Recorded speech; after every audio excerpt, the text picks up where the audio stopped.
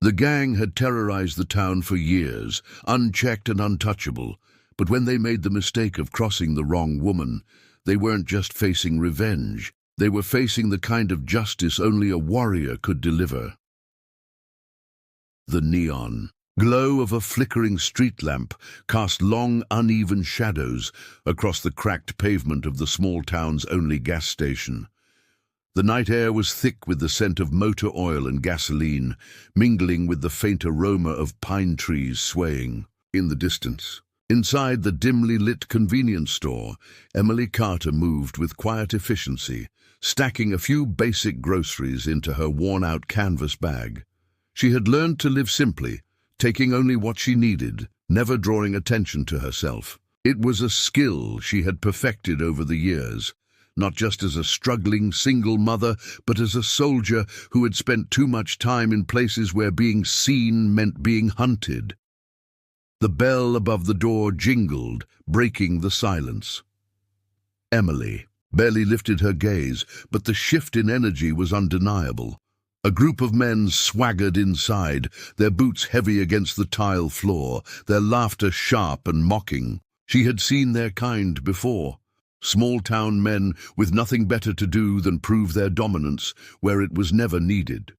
She kept her focus on her groceries, but she could feel the weight of their stares pressing against her skin like a physical force. "Well, well," one of them drawled, his voice thick with amusement. "Look what we got here, little Miss Outsider." Emily exhaled slowly, her fingers tightening around the strap of her bag. She had only been in town for a few months, renting a small house on the outskirts, where she could raise her son in peace, but it didn't take long for people to notice her, especially when she didn't fit their mold. She was different, and in places like this, different wasn't always welcome. She turned slightly, just enough to get a look at them without seeming confrontational. There were 4 of them, all in their late 20s or early 30s. Their jeans stained with grease, their arms inked with tattoos that told stories she didn't care to know. One of them, the tallest, had a Confederate flag patch sewn onto his leather vest. He leaned against the counter, smirking. "You don't belong here," he said casually, but there was a sharp edge to his words.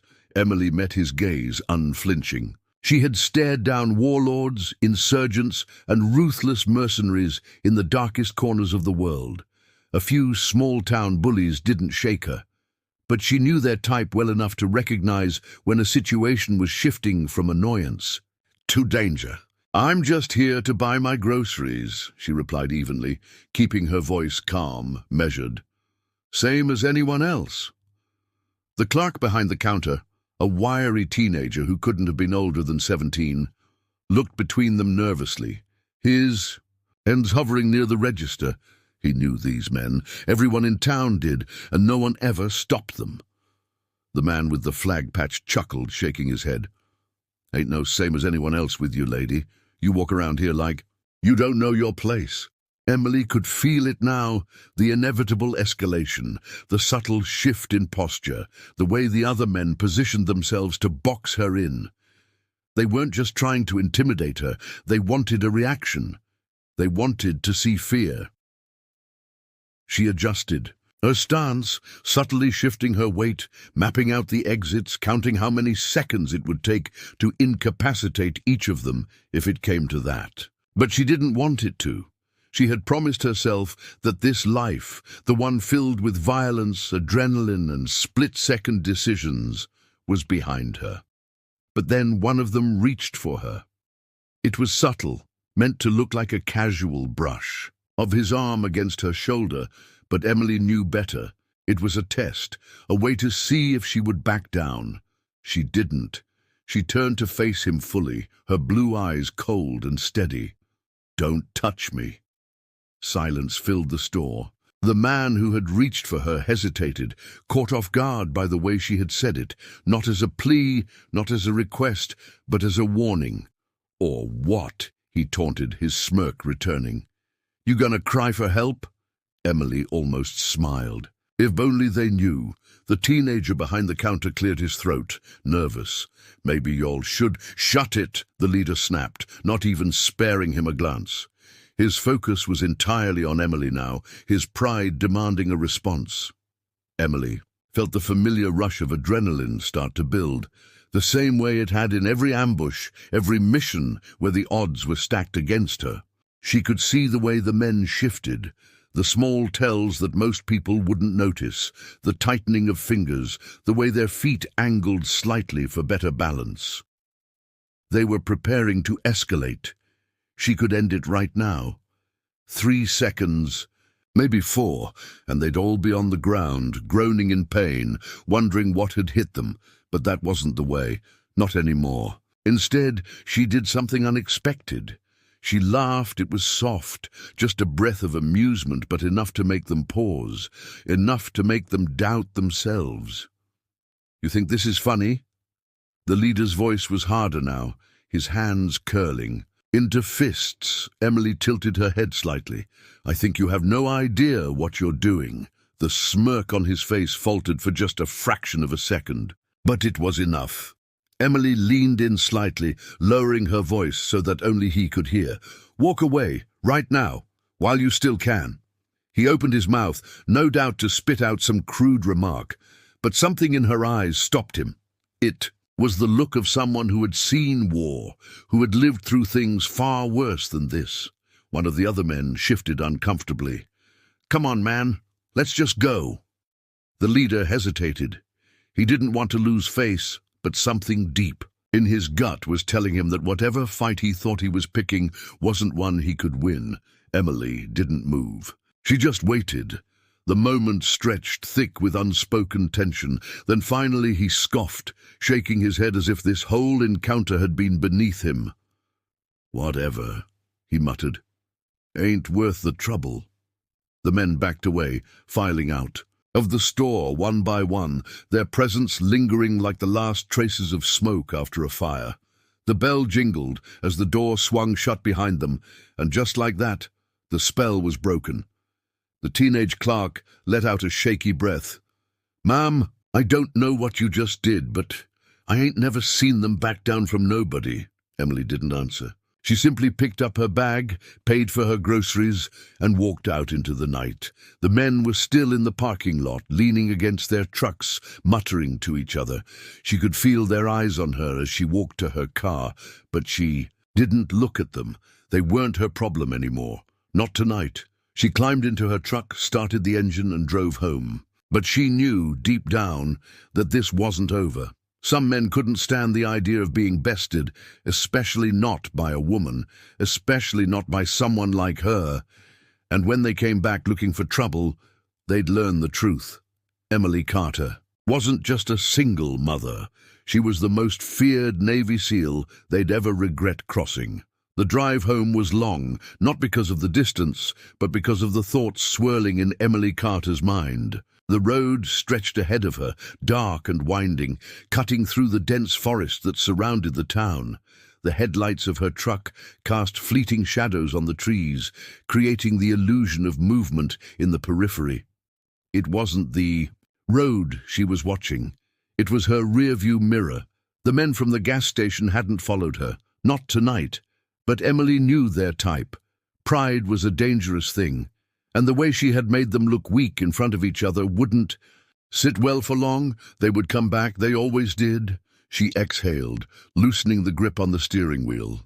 She had promised herself that this life, the one filled with conflict, strategy, and survival, was behind her. She had left the battlefield to build a life for herself and her son, but some fights had a way of finding her no matter how far. She ran. As she pulled into the driveway of her small, secluded home, the weight of the evening settled over her like an old, familiar coat. The house was modest, nestled deep in the woods on the outskirts of town, a deliberate choice. Emily never did well in crowded places where prying eyes and gossiping tongues could unravel secrets best left buried. Here, she had space. Here, she had peace, at least for now.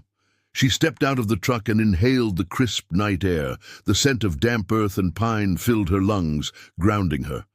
She walked up the porch steps and paused, listening. The woods were quiet, save for the occasional rustling of leaves in the wind. Satisfied that she wasn't being watched, she unlocked the door and slipped inside. The warm glow of a small lamp illuminated the living room, where a pile of toys lay scattered across the wooden floor. On the couch, curled up under a blanket, was the reason she had left everything behind. Noah. Her son was only 6, his small face relaxed in sleep, his dark curls messy from tossing and turning.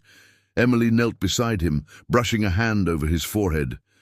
She had done a lot of things in her life, but nothing had ever mattered as much as him. He was the reason she had walked away from the military, the reason she had traded war zones for quiet country roads. She carefully lifted him into her arms and carried him to his room, tucking him under the covers. As she stood in the doorway, watching him breathe peacefully, memories of her past surfaced unbidden. There was a time when she hadn't imagined herself as a mother. The Navy SEALs had been her life. Grueling training, relentless discipline, and the never-ending pursuit of being the best. She had been the only woman in a world dominated by men, forced to prove herself over and over again. And she had. Mission after mission, she had been the one they relied on, the one they called when failure wasn't an option, but war didn't come without a cost. She could still hear the explosions ringing in her ears, feel the weight of the rifle in her hands, and see the faces of the people she had lost. Some wounds healed, others never did. Emily closed her eyes and pushed the memories aside. She had chosen a different path, for Noah, for herself. But was it ever truly possible to leave the past behind? She walked into the kitchen, her fingers brushing over the folded letter on the counter. It was from a man she hadn't spoken to in years, her former commanding officer, now working for a private security firm. "We need you. One last mission." She hadn't responded. She had told herself she wouldn't. But after tonight, after the way those men had looked at her, she wondered if the fight had really left her at all. A knock at the door snapped her out of her thoughts. Her muscles tensed immediately. It was past midnight. No one should be here. Her hand instinctively reached for the knife hidden under the counter as she moved toward the door. She peered through the peephole and exhaled sharply. It was Claire, her neighbor. Emily set the knife down, but didn't let her guard drop completely. She unlocked the door and opened it just enough to see Claire's worried face. "Emily, I'm so sorry for dropping by this late," Claire said, rubbing her arms as if warding off a chill. Emily scanned the darkness behind her before stepping aside.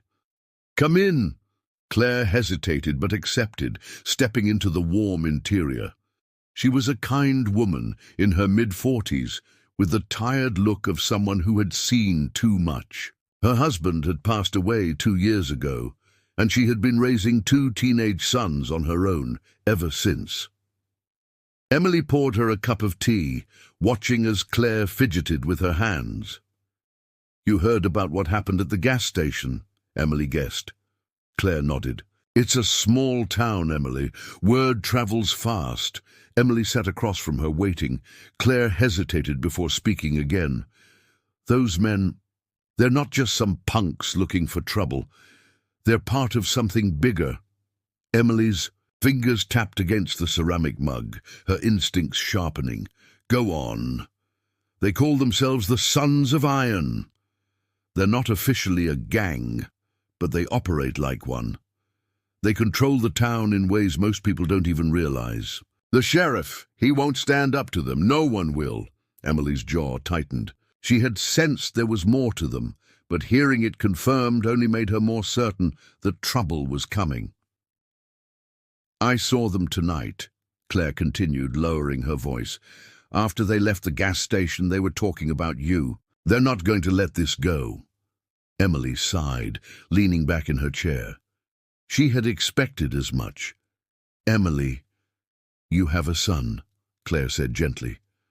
"I don't know what you're capable of, but I know you're different.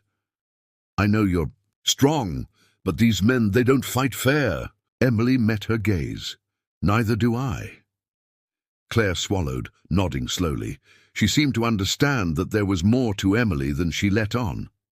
"I just wanted to warn you," Claire said softly. "Be careful." Emily appreciated the concern, but careful wasn't going to be enough. After Claire left, Emily stood in her kitchen, staring at the darkened window. The town had tolerated these men for too long. They operated under the assumption that no one would ever stand up to them. They were wrong. She walked back to her son's room and watched him sleep for a moment longer. Then she moved to her closet and pulled down a locked box from the top shelf. The cold steel of the handgun inside felt heavier than it had in years.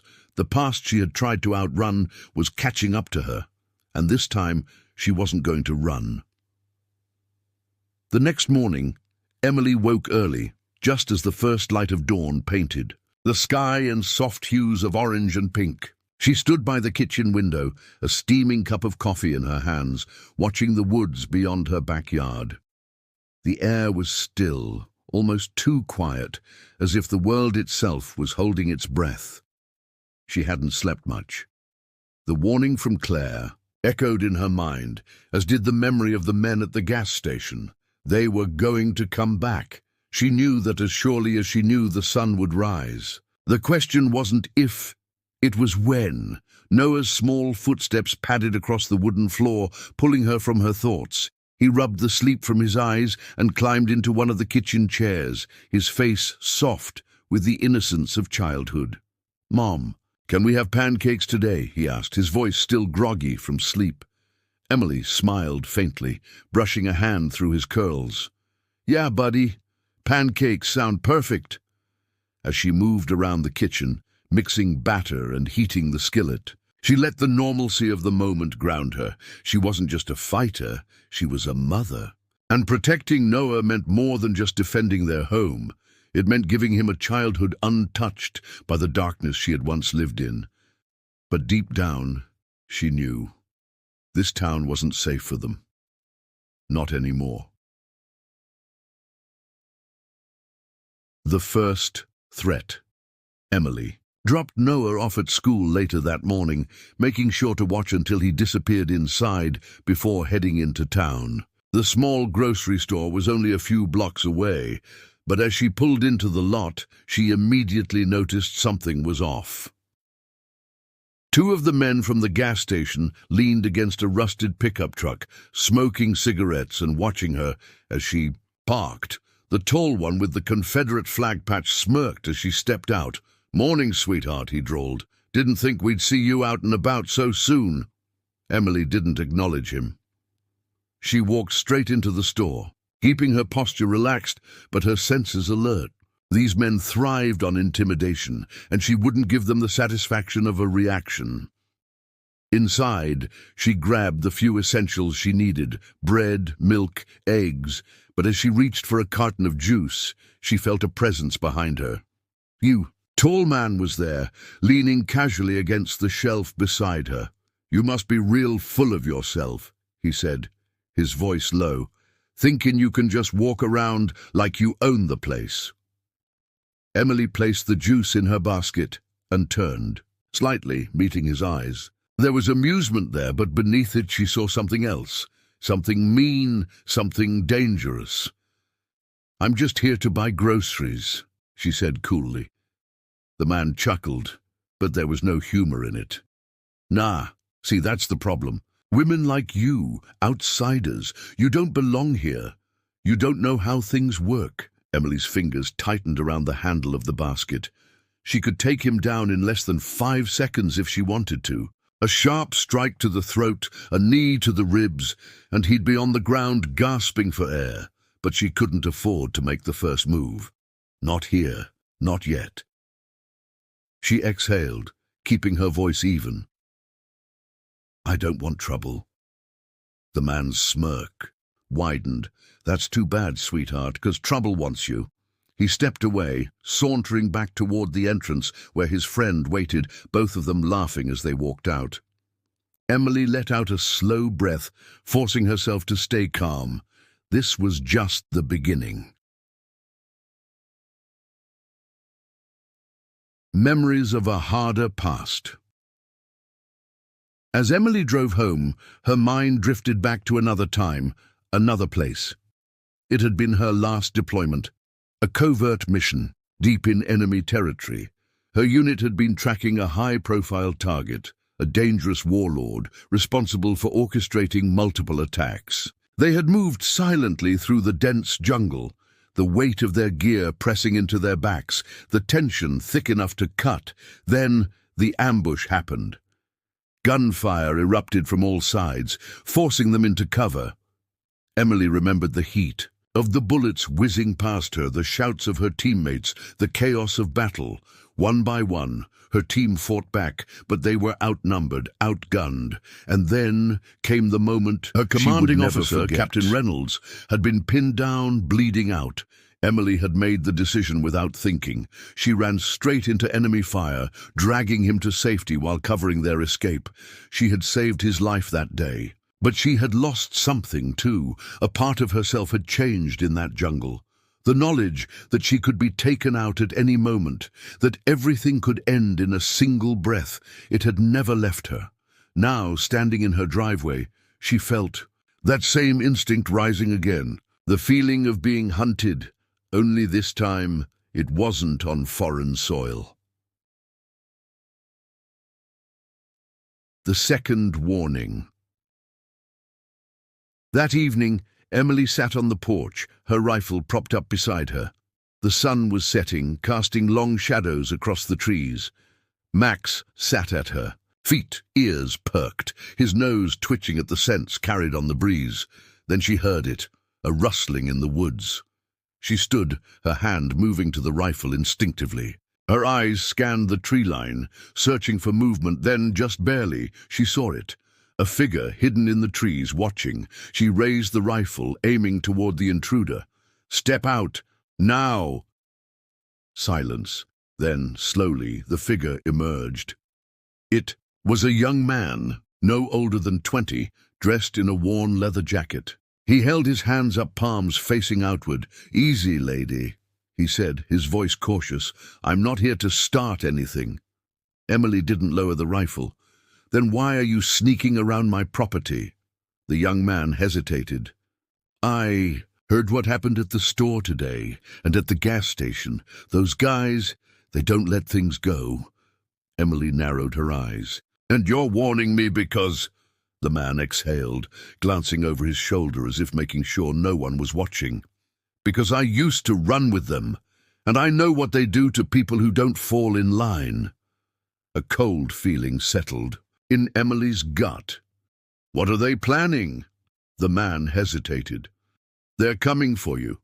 Tonight." Emily's grip on the rifle tightened. "Why are you telling me this?" she asked. The young man swallowed hard. "Because I thought I wanted to be like them. I was wrong." He took a step back. "Get ready, lady. They're not just gonna scare you. They're gonna make sure you disappear." Then he turned and vanished into the woods, leaving Emily standing there, heart pounding. She looked back at the house, at Noah's bedroom window, where he was fast asleep, blissfully unaware of the danger lurking just beyond the trees. She had wanted to leave her past behind, but her past had just come knocking. And this time, she wasn't running. The night was thick with tension, the air hanging heavy with the promise of violence. Emily Carter sat at the edge of her porch, her rifle resting across her lap. The warning from the young man echoed in her mind. "They're coming for you, tonight." She had spent the last few hours preparing. Noah was asleep in the back room, the door locked. She had reinforced the windows and placed makeshift barricades near the entrances. The lights in the house were off, making it appear empty. If they wanted a fight, they'd have to step into the dark, into her world. The woods stretched beyond her property, their shadows deep and shifting. Max, her ever-loyal companion, sat beside her, ears perked, his body tense. He could sense it too, the storm that was about to break. Then, in the distance, she heard it. The unmistakable low hum of approaching vehicles. The headlights cut through the darkness, bouncing off the tall trees, lining the gravel road. 3. Trucks rolled up to her driveway, their engines growling like hungry predators. The doors opened, and heavy boots hit the ground. She counted them. 7 men. They weren't here to intimidate anymore. This was a message, a lesson. The leader, tall, broad, the Confederate flag patch still sewn onto his vest, stepped forward. His smirk was gone. Now there was only anger. "Come on out, sweetheart," he called, his voice carrying through the night. "No need to make this difficult." Emily remained silent. Another man walked up beside him, a crowbar swinging lazily in his hand. "You think you can embarrass us? Walk around town like you don't know your place?" Emily shifted in the shadows, moving behind the porch railing.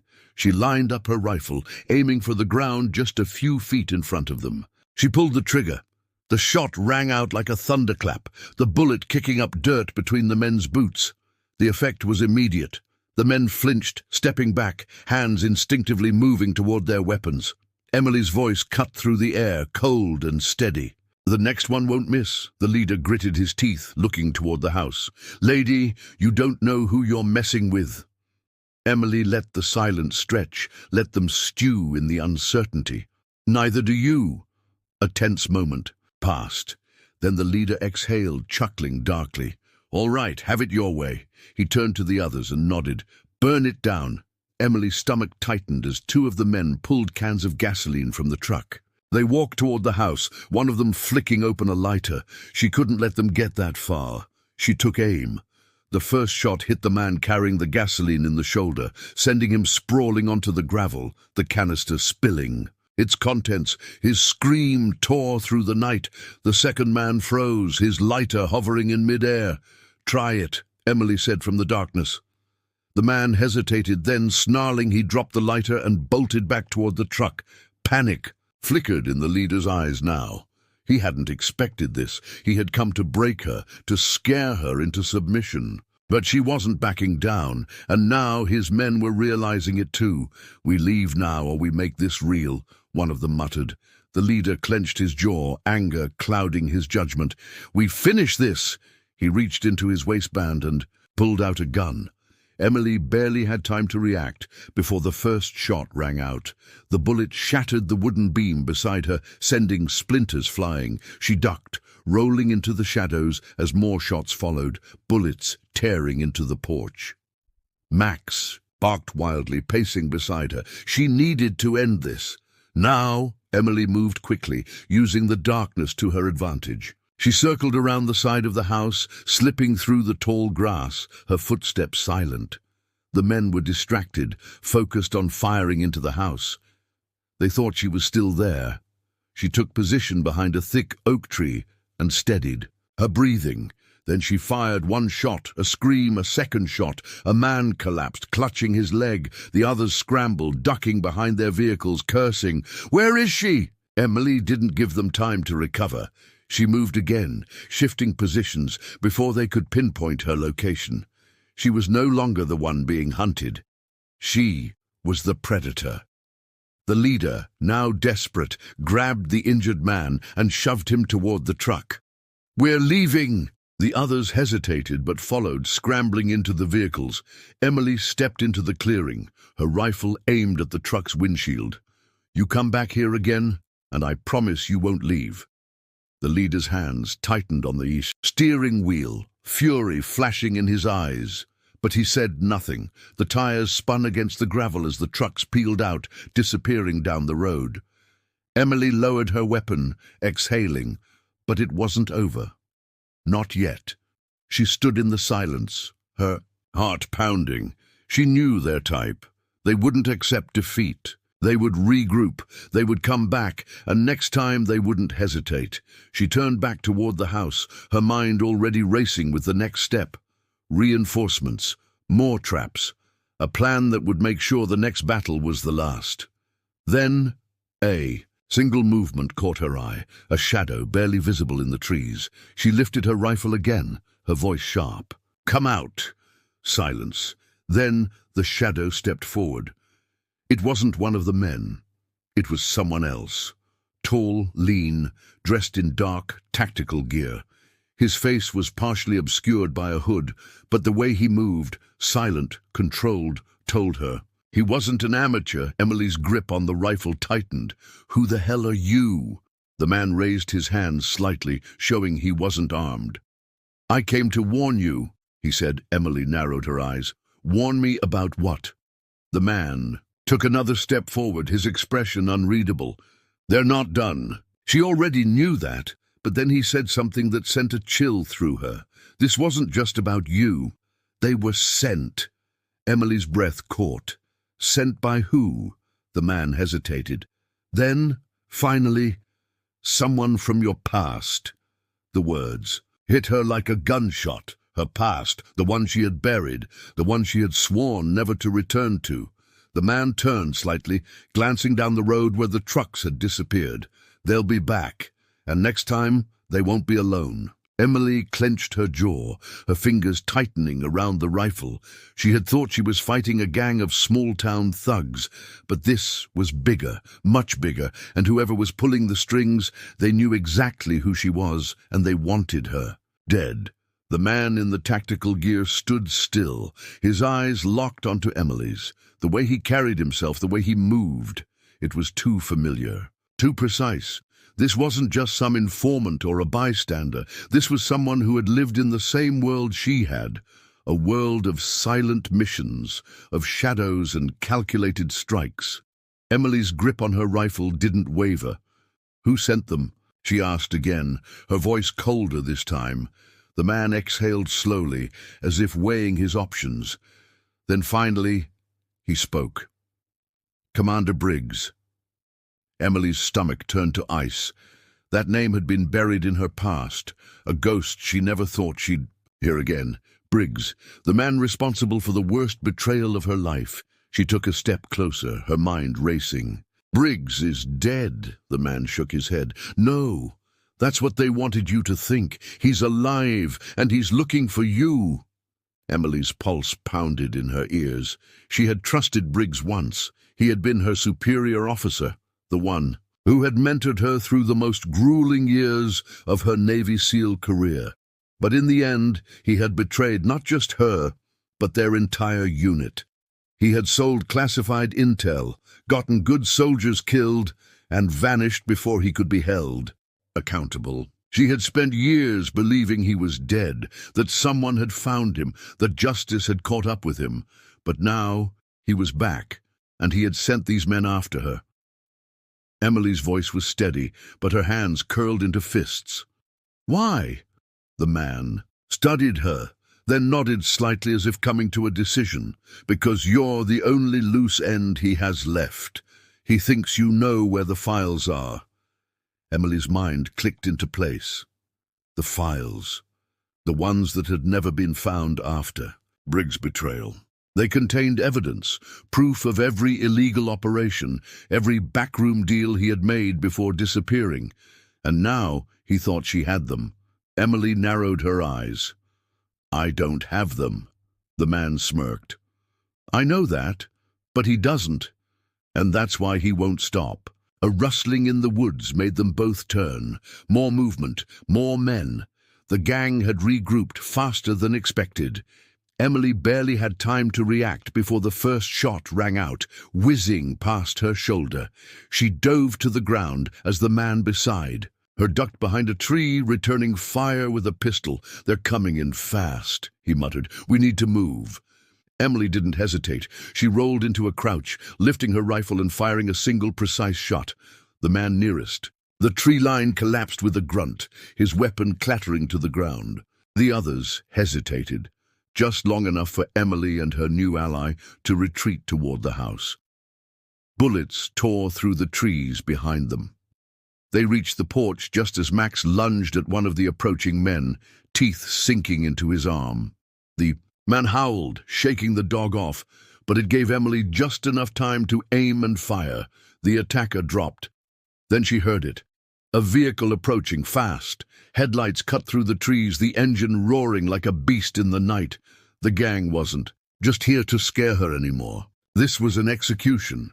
Emily and the man dove inside just as the first truck skidded to a stop.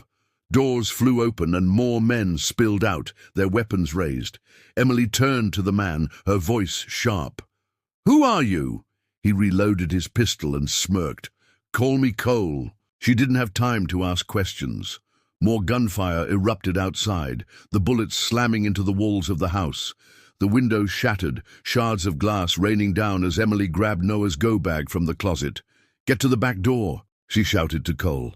He nodded, covering her as she raced down the hall and pushed open Noah's bedroom door. The little boy stirred, his eyes fluttering open.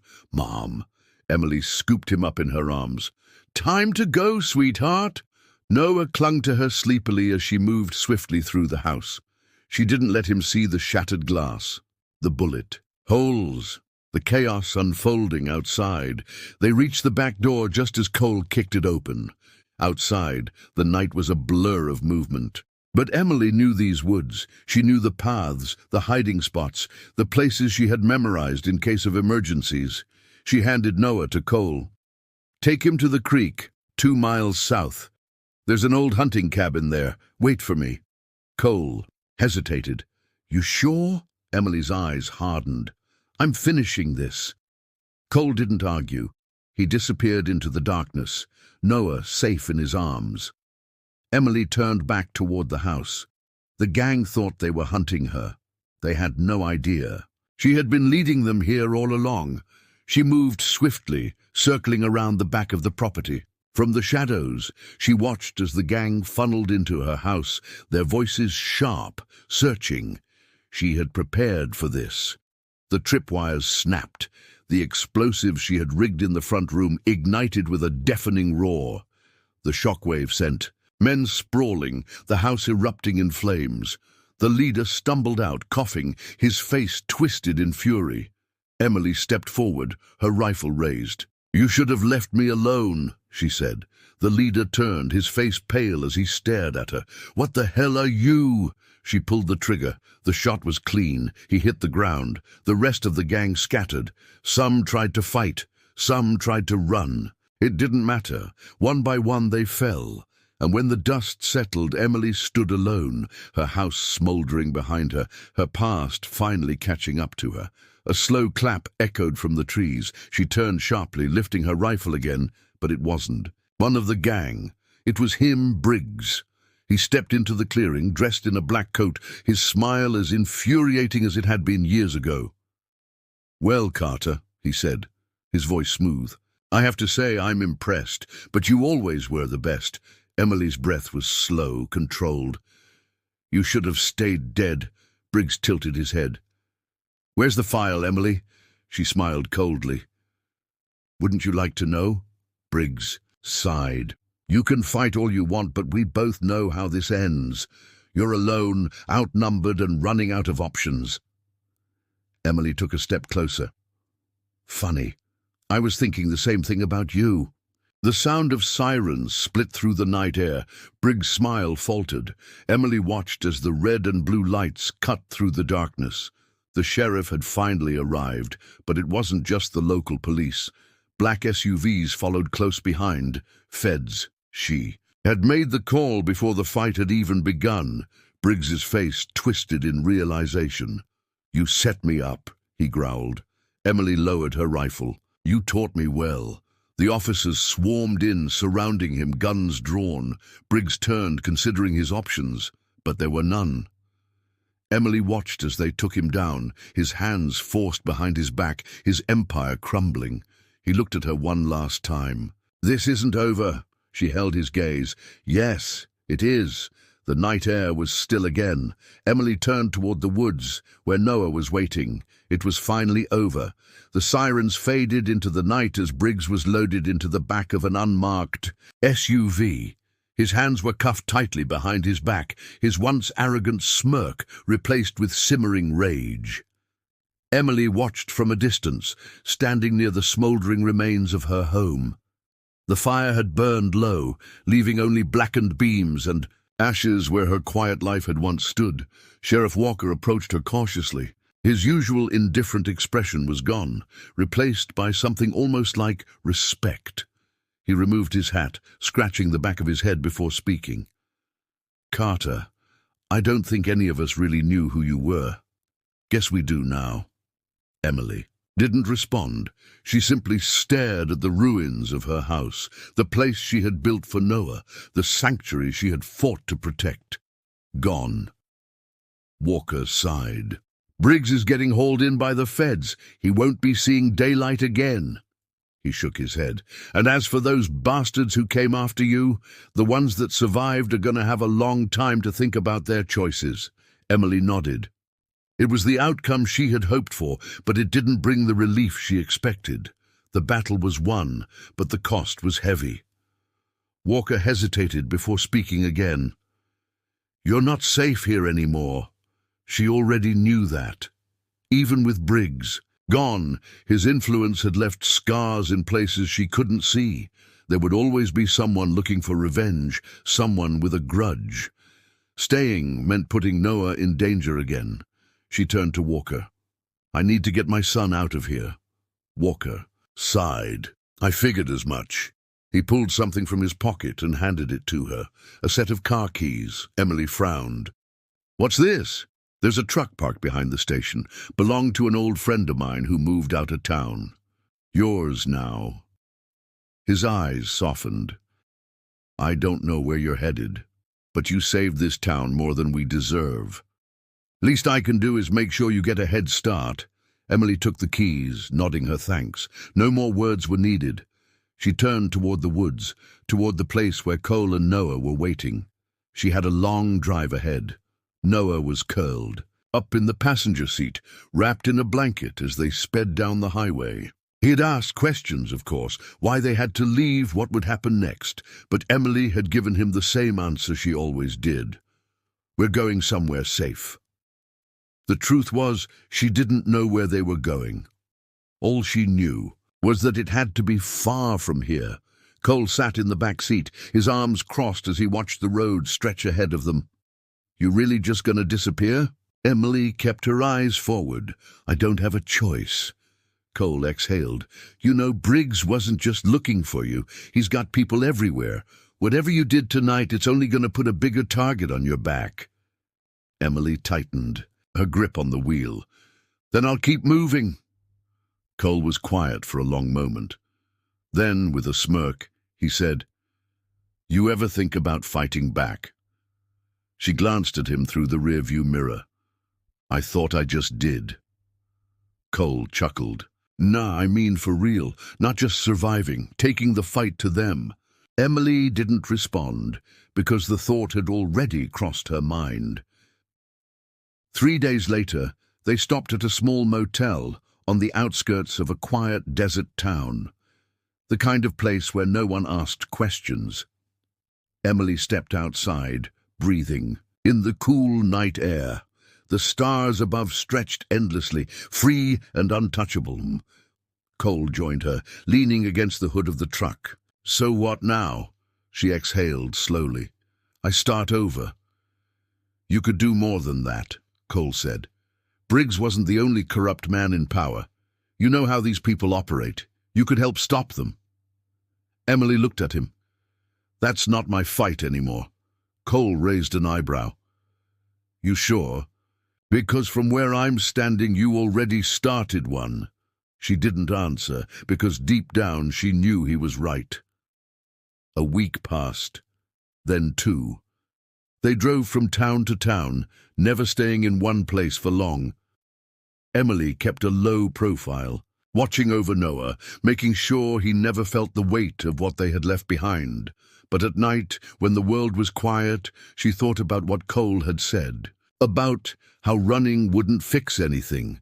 She had spent so many years trying to leave her past behind, trying to forget who she was. But maybe, just maybe, it was time to stop running. Maybe it was time to fight, not just for herself, but for every person who had been silenced, for every name that had been erased, for every battle that still needed to be won. Emily Carter had tried to be a ghost, but ghosts didn't change the world, and she wasn't done yet.